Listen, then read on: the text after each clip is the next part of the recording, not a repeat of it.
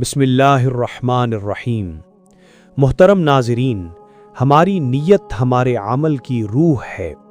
قرآن کریم کی تلاوت یقیناً ایک عظیم عبادت ہے، لیکن کیا آپ جانتے ہیں کہ آواز کو خوبصورت بنا کر پڑھنا کب عبادت بن جاتا ہے اور کب یہ عمل ریاکاری اور گناہ بن جاتا ہے؟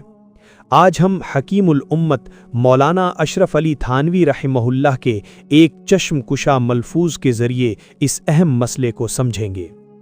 حکیم الامت فرماتے ہیں، سوار کر پڑھنے کی دو صورتیں ہیں۔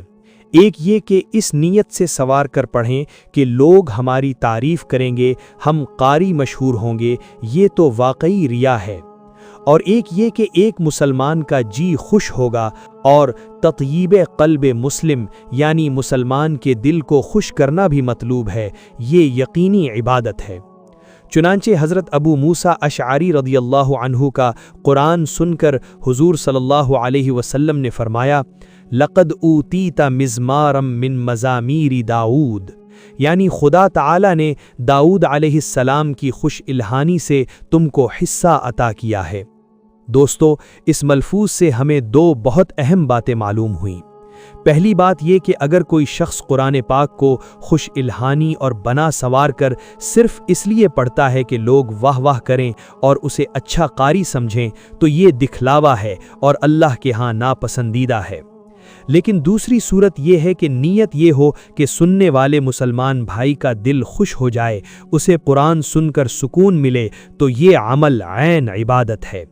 اس کی دلیل میں حضرت ابو موسیٰ اشعری رضی اللہ عنہ کا واقعہ بیان کیا گیا کہ جب انہیں معلوم ہوا کہ نبی کریم صلی اللہ علیہ وسلم ان کی تلاوت سن رہے تھے تو انہوں نے عرض کیا کہ یا رسول اللہ، اگر مجھے علم ہوتا تو میں آپ کی خاطر اسے اور زیادہ سوار کر پڑھتا۔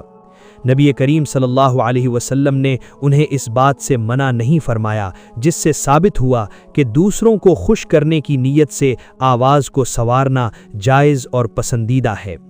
اللہ تعالی ہمیں ہر عمل میں اخلاص نصیب فرمائے، ہماری نیتوں کو ریاکاری سے پاک کرے اور قرآن کریم کو اپنی رضا کے لیے پڑھنے اور سمجھنے کی توفیق عطا فرمائے، آمین یا رب العالمین۔ اگر آپ کو یہ اصلاحی بات پسند آئی ہو تو ویڈیو کو لائک کریں اور صدقہ جاریہ کی نیت سے دوسروں کے ساتھ شیئر ضرور کریں۔